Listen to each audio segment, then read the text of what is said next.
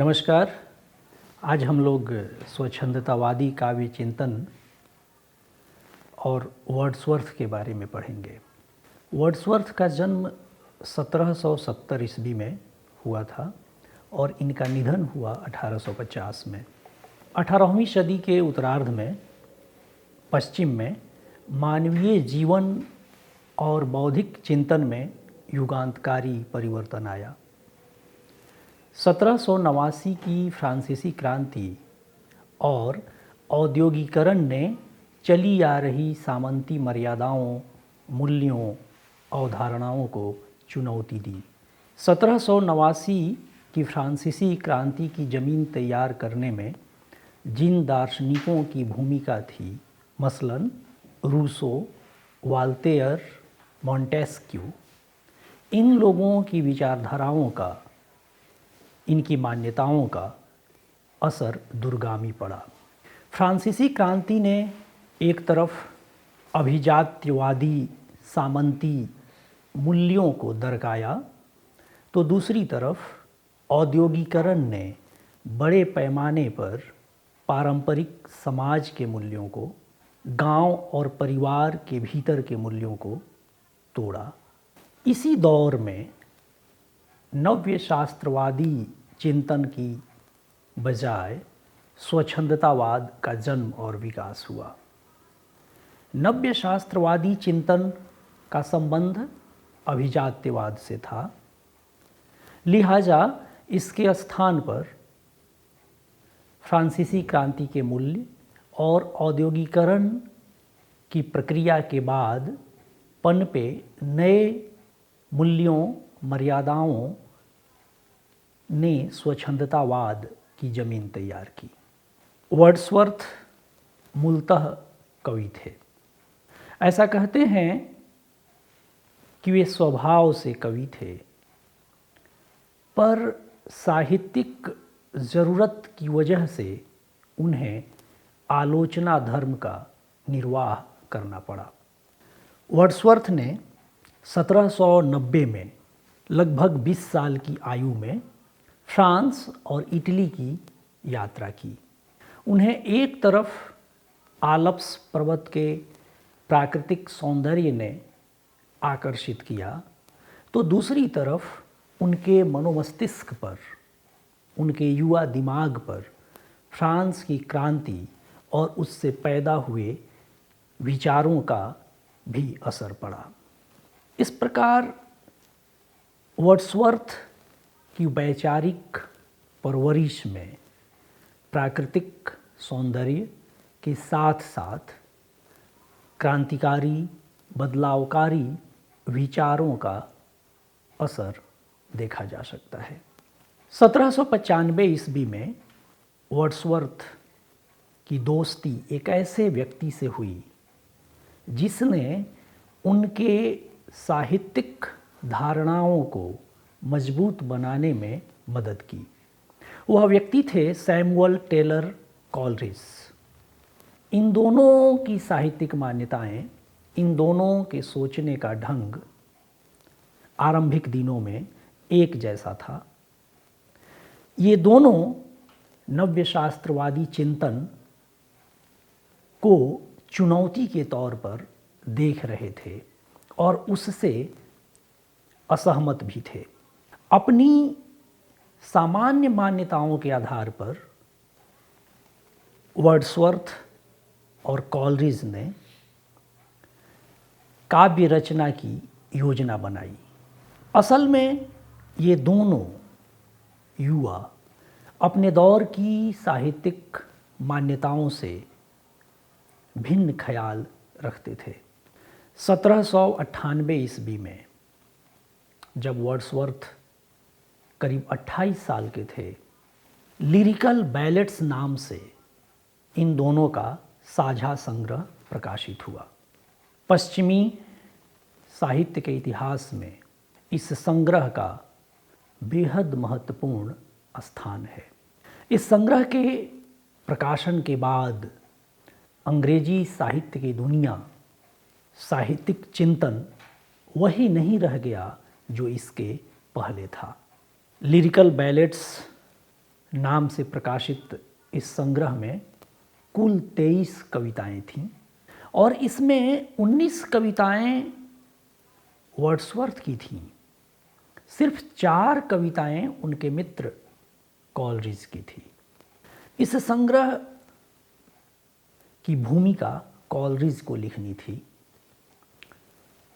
Coleridge के जीवन और उनके साहित्य के अध्येताओं का मानना है कि वे अव्यवस्थित थे, जीवन में अनुशासन का अभाव था, लिहाजा वे इसकी भूमिका लिख नहीं पाए। इस संग्रह की भूमिका लिखी वर्ड्सवर्थ ने। वर्ड्सवर्थ 1798 के पहले संस्करण की बेहद संक्षिप्त भूमिका लिखी और इसका शीर्षक दिया एडवर्टीजमेंट। आप शीर्षक से समझ सकते हैं कि वे अपनी मान्यताओं को विज्ञापित कर रहे थे। दरअसल इन दोनों की साहित्यिक मान्यताओं की विज्ञप्ति है यह संक्षिप्त भूमिका। लिरिकल बैलेट्स के नाम से कुछ बातें स्पष्टतया जाहिर होती है। यह अनायास नहीं है कि इन दोनों लोगों ने अपने साझा संग्रह का नाम लिरिकल बैलेट्स रखा। लिरिक यानी प्रगीत, और प्रगीत का संबंध स्वच्छंदतावाद से है। बैलेड का मतलब है गाथा गीत और इसका रिश्ता शेक्सपियर और पूर्ववर्ती लोक परंपरा में विकसित काव्य रूप से है। इस प्रकार आप कह सकते हैं कि अपने संग्रह के नाम से एक तरफ इन्होंने प्रगीत के साथ अपना संबंध स्थापित किया। प्रगीत के साथ संबंध करने का मतलब कि रोमांटिक भावधारा से रिश्ता बनाया और दूसरी तरफ बैलेड रखकर शेक्सपियर जैसे महान रचनाकारों और दूर अतीत की लोक परंपरा से भी अपना रिश्ता बनाया। पहले संस्करण की संक्षिप्त भूमिका में वर्ड्सवर्थ ने नवीन भावबोध और काव्य भाषा का पक्ष रखा। उन्होंने बताया कि हमारा भावबोध किस मायने में अपने समकालीनों और पूर्ववर्तियों से निकट अतीत से भिन्न है। उन्होंने अपनी भिन्नता का रेखांकन किया। इसके साथ ही वर्ड्सवर्थ ने अपनी काव्य भाषा का पक्ष रखा। उन्होंने लिखा कि यह कविताएं प्रयोग के तौर पर हैं। इन कविताओं के जरिए हमने यह जानने का प्रयास किया है कि समाज के निम्न और मध्य वर्ग में प्रचलित बोलचाल की भाषा में, आम फहम की भाषा में काव्य रचना मुमकिन है अथवा नहीं। वर्ड्सवर्थ और कॉलरिज ने असल में सामान्य लोगों की बोलचाल की भाषा में जन सामान्य की भाषा का काव्य रूपांतरण किया। काव्य भाषा के तौर पर आम फहम की भाषा को स्थापित किया। स्पष्ट है कि विषय वस्तु और काव्य भाषा दोनों इस संग्रह का नया था और यह नयापन कुछ लोगों को आकर्षित कर रहा था तो कुछ लोगों को चुनौती भी पेश कर रहा था। लिहाजा इसका समर्थन भी होना था और विरोध भी, और वह हुआ भी। लिरिकल बैलेट्स कि इस भूमिका का वही महत्व है जो महत्व लगभग महाप्राण सूर्यकांत त्रिपाठी निराला की कविता संग्रह परिमल की भूमिका का है, या सुमित्रा नंदन पंत के कविता संग्रह पल्लव की भूमिका का है। हम सभी इस बात से वाकिफ़ हैं कि छायावाद के महत्व स्थापन में परिमल और पल्लव की कितनी महती भूमिका है। उसी तरह स्वच्छंदतावाद की सैद्धांतिकी निर्मित करने में स्वच्छंदतावाद को अंग्रेजी साहित्य में, रोमांटिसिज्म को अंग्रेजी साहित्य में स्थापित करने में वर्ड्सवर्थ के द्वारा लिखी गई इस भूमिका का महत्व है। 1798 में इसके प्रकाशन के बाद अभिजात्यवादी, नव्य शास्त्रवादी विद्वानों की तरफ से इसकी कड़ी आलोचना हुई।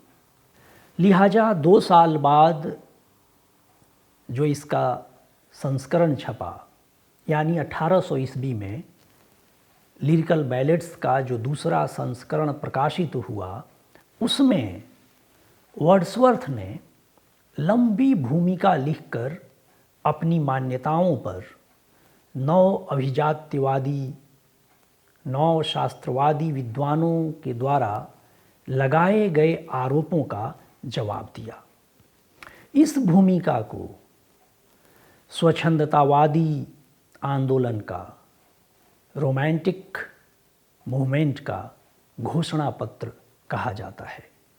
इस दूसरे संस्करण में वर्ड्सवर्थ ने जो लंबी भूमिका लिखी, उसमें अपने तर्कों को और दुरुस्त किया, अपने पक्ष को और मजबूती से सामने रखा। यही भूमिका प्रीफेस टू लिरिकल बैलेट्स नाम से अंग्रेजी साहित्य में सुख्यात, सुप्रसिद्ध हुई। 2 साल बाद पुनः 1802 ईस्वी में इसका तीसरा संस्करण प्रकाशित हुआ। इस संस्करण में भी वर्ड्सवर्थ ने अपने विचारों को और परिष्कृत और विकसित रूप में पेश किया और अपने पक्ष को व्यापक, गहरा और मजबूत बनाया। लिरिकल बैलेट्स का चौथा संग्रह थोड़े अंतराल के बाद, करीब 13 साल के अंतराल के बाद 1815 ईस्वी में प्रकाशित हुआ। पर इन 4 संस्करणों में, जिसमें करीब 2 दशक 17 साल का वक्त था, इस वक्त में अंग्रेजी साहित्य की दुनिया लगभग बदल गई। एक नए आंदोलन के तौर पर स्वच्छंदतावाद ने नए लिखने वालों को आकर्षित किया। आरंभ में वर्ड्सवर्थ और कॉलरिज दोनों की साहित्यिक मान्यताएं समान थीं, जैसा कि मैंने पहले चर्चा की। पर कालांतर में कॉलरिज अपने मित्र वर्ड्सवर्थ से असहमत होते गए और यह असहमति कोई 8-9 साल बाद ही सामने आ गई। 1807 ईस्वी में कॉलरिज ने बायोग्राफिया लिटरेरिया प्रकाशित की और इस ग्रंथ में उन्होंने वर्ड्सवर्थ की साहित्यिक मान्यताओं का, या ऐसे कहें कि अपने साझा संग्रह में दर्ज विचारों का, लिरिकल बैलेट्स चूँकि इन दोनों का साझा संग्रह था और उसकी भूमिका वर्ड्सवर्थ ने लिखी थी, तो उस भूमिका के जरिए निर्मित सैद्धांतिकी का खंडन किया। वर्ड्सवर्थ ने लिरिकल बैलेट्स की भूमिकाओं के माध्यम से कविता को परिभाषित किया। ऐसा लगता है कि जैसे हिंदी के महान आलोचक आचार्य रामचंद्र शुक्ल ने अपने निबंध कविता क्या है को कई दफ़े लिखा। वैसे ही वर्ड्सवर्थ लिरिकल बैलेट्स की भूमिका को बार बार दुरुस्त कर रहे थे, परिमार्जित कर रहे थे और अपने पक्ष को मजबूती से साहित्य समुदाय के पास प्रस्तुत कर रहे थे। वर्ड्सवर्थ ने इन भूमिकाओं में, यानी उसके तीनों चारों संस्करणों में, कविता को परिभाषित किया, उसके प्रयोजन पर प्रकाश डाला, काव्य भाषा संबंधी मत का प्रतिपादन किया और इस प्रतिपादन से, इस सैद्धांतिकी के निर्माण से 18वीं सदी की अभिजात्यवादी साहित्यिक मान्यताओं, सिद्धांतों और धारणाओं को मजबूत चुनौती मिली। अभिजात्यवादी साहित्यिक धारणाओं की रूढ़, कृत्रिम और अलंकृत काव्य भाषा दरक सी गई, खारिज हो गई। गद्य और पद्य की भाषा के मध्य जो फर्क था, जो भेद था, वह धूमिल हुआ, समाप्त हो गया। काव्य भाषा आम फहम हुई। परिणाम स्वरूप काव्य भाषा समाज की बड़ी आबादी की भाषा के साथ एकात्मकता स्थापित की। स्वच्छंदतावाद की काव्य भाषा ने वर्ड्सवर्थ द्वारा प्रस्तावित काव्य भाषा ने समाज की बहुसंख्यक आबादी की भाषा के साथ अभेद का, एकात्मकता का रिश्ता स्थापित किया। यह बेहद महत्वपूर्ण बात है। वर्ड्सवर्थ के चारों संस्करणों की भूमिकाओं के आधार पर स्वच्छंदतावादी काव्य चिंतन और वर्ड्सवर्थ की अपनी निजी साहित्यिक धारणाओं को समझा जा सकता है।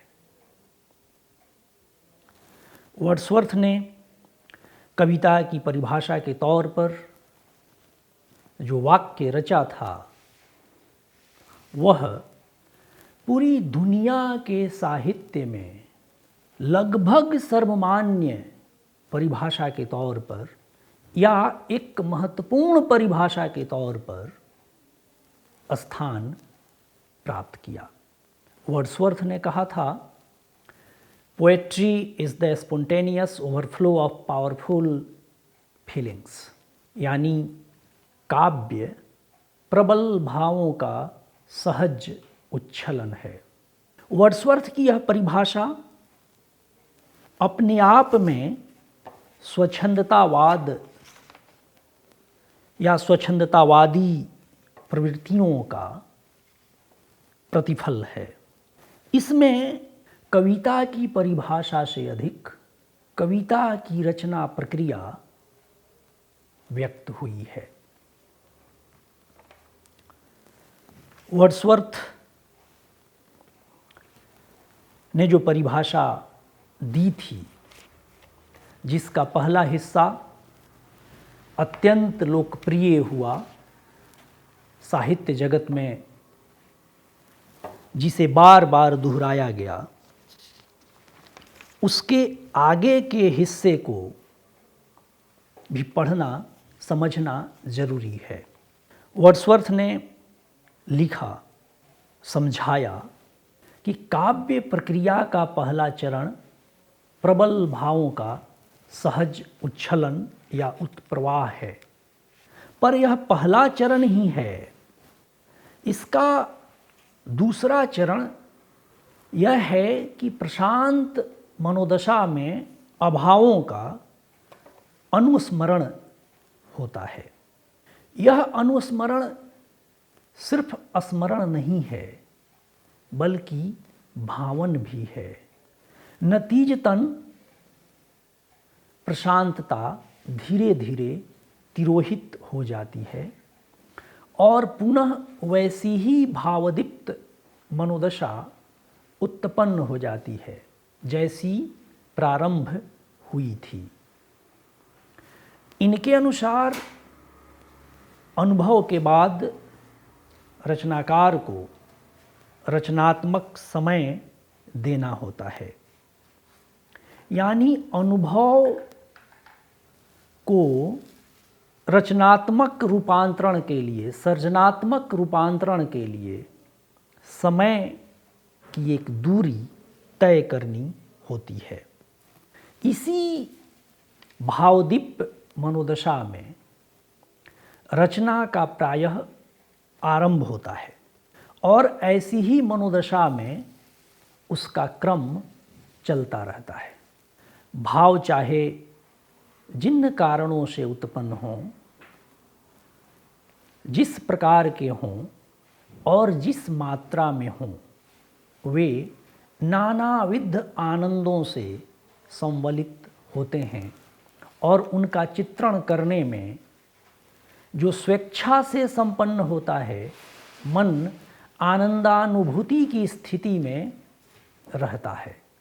वर्ड्सवर्थ के मुताबिक काव्य का प्रयोजन भी स्पष्ट होता है। वर्ड्सवर्थ की परिभाषा में व्यक्त जिन विचारों का जिक्र अभी मैंने किया, उससे काव्य का लक्ष्य साफ होता है, स्पष्ट होता है। कहना होगा कि वर्ड्सवर्थ आनंद पर जोर देते हैं। असल में अभिजात्यवाद में शिक्षा पर जोर था। वर्ड्सवर्थ न सिर्फ पाठक के आनंद पर जोर देते हैं, बल्कि कवि को काव्य रचना में प्राप्त आनंद की चर्चा भी करते हैं। पश्चिमी साहित्य जगत में पश्चिम के साहित्य सिद्धांत के लिए यह नई तरह की बात थी। कम लोगों ने कवि को काव्य रचना में प्राप्त होने वाले आनंद की चर्चा की है। आप सबको इस प्रसंग में भक्तिकाल के महान कवि गोस्वामी तुलसीदास याद आ रहे होंगे। तुलसीदास ने कई सदी पहले इसी तरह की बात कही थी, जब उन्होंने लिखा था कि स्वांतः सुखाय तुलसी रघुनाथ गाथा। तुलसीदास ने रचनाकार को प्राप्त होने वाले सुख का वर्णन किया था और यही बात वर्ड्सवर्थ कह रहे हैं। हालांकि अपने अंतिम दिनों में वर्ड्सवर्थ ने काव्य के प्रयोजन के तौर पर आनंद के साथ साथ शिक्षा को भी जरूरी माना। वर्ड्सवर्थ ने स्थापित किया कि कवि में संवेदनशीलता और कोमलता साधारण मनुष्यों की तुलना में अधिक होती है।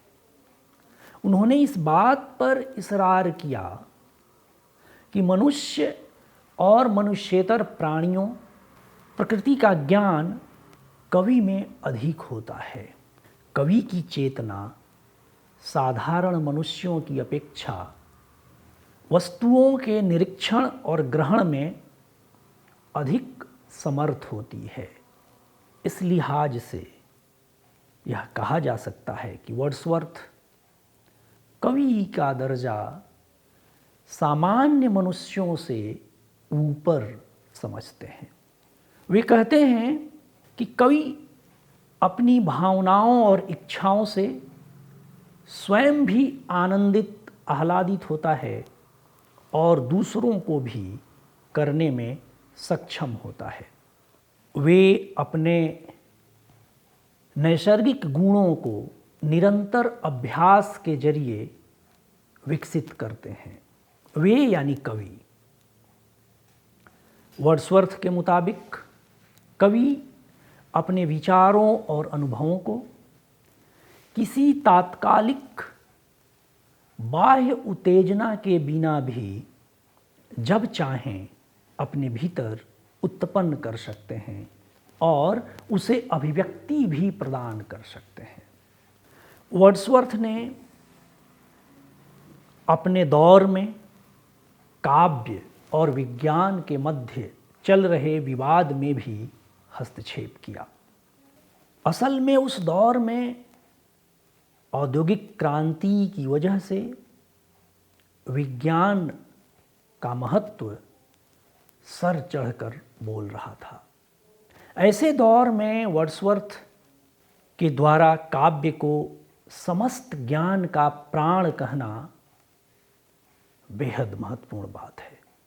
उन्होंने काव्य को समस्त ज्ञानों की सूक्ष्म आत्मा माना और कहा जोर देकर कि विज्ञान की तरह काव्य को सत्य प्रतिपादित करने वाला माना जाना चाहिए।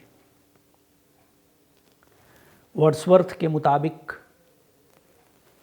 विज्ञान का सत्य बाह्य जगत को बताता है, काव्य का सत्य बाह्य ज्ञान के साथ साथ आंतरिक ज्ञान को भी द्योतित करता है, उजागर करता है। वर्ड्सवर्थ काव्य को लोक मंगल का साधक मानते हैं और इससे आर्त विपन्न गरीब निर्बल लोगों को सांत्वना प्राप्त होता है, ऐसा कहते हैं। वर्ड्सवर्थ ने काव्य वस्तु के साथ काव्य भाषा को जनसाधारण से जोड़ा था। अपने पूर्ववर्ती काव्य भाषा को विशियस यानी दूषित, डिस्टॉर्टेड यानी विकृत, ग्लॉसी यानी सत्याभाषी और अनफीलिंग यानी भावहीन कहकर उसकी निर्मम आलोचना की थी। इसके साथ अपनी भाषा को, जो बाद में स्वच्छंदतावाद की काव्य भाषा के तौर पर स्थापित हुई, उसको स्वाभाविक माना। वर्ड्सवर्थ मानते थे कि छंद ऊपर से जोड़ा गया आकर्षण है। हालांकि वर्ड्सवर्थ की यह धारणा बिल्कुल ठीक नहीं कही जा सकती, क्योंकि छंद ऊपर से नहीं जोड़ा जाता, भाव के अनुरूप छंद का अंतर्विधान होता है। कहना यह चाहिए कि भाव और भाषा के आंतरिक संयोजन का परिणाम होता है छंद। वर्ड्सवर्थ कवि की कल्पना को महत्वपूर्ण मानते हैं। वे कहते थे कि कवि की कल्पना शक्ति इस कदर सजग होती है कि प्रत्यक्ष से ही नहीं बल्कि परोक्ष से भी प्रत्यक्ष की तरह प्रभावित होती है। आशय यह कि कवि की कल्पना शक्ति वास्तविक घटनाओं के समान अवास्तविक घटनाओं की भी सजीव कल्पना करने में सक्षम होती है और इस कल्पना शक्ति की वजह से अवास्तविक घटनाएं, वस्तुएं वास्तविक प्रतीत होती हैं। मुख्तसर में, संक्षेप में हम कह सकते हैं कि लिरिकल बैलेड्स की घोषणा के साथ उसकी भूमिका में दर्ज अपने सैद्धांतिक मान्यताओं की वजह से वर्ड्सवर्थ ने अंग्रेजी साहित्य की दुनिया बदल दी थी, एक नए साहित्य आंदोलन का, काव्य आंदोलन का आरंभ किया था। बहुत शुक्रिया आपका।